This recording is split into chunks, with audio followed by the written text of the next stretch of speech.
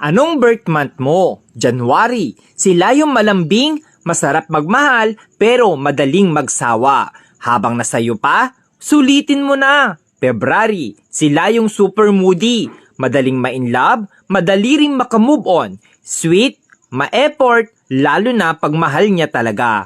March. Sila yung malambot ang puso, madaling lambingin, masarap mahalin, pero grabe kung magalit, mabilis mag-move on. April, sila yung grabe magmahal, todo bigay, todo effort, tahimik pero mainitin ang ulo. Mahilig tumingin sa iba pero ikaw lang mahal niya. May, madaling mainis pero mabilis pasayahin. Maliit na effort mo, natutuwa na. Palaging may love life pero palaging niloloko.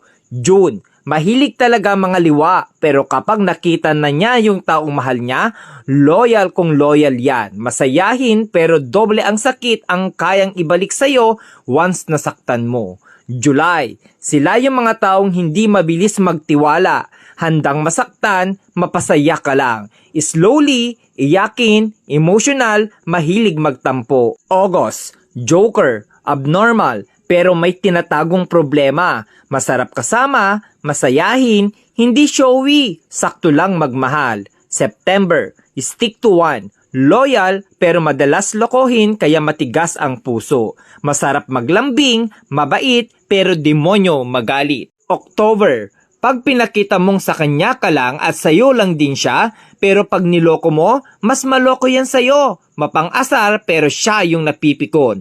November, hindi mabilis magka-move on sa isang bagay. Marupok, madamdamin, umiiyak ng patago pero kakayanin. December, malibog, joker, mabait, loyal, di ka iiwan, sila rin yung ipaglalabang ka. Hindi sa kanila uso ang salitang suko na.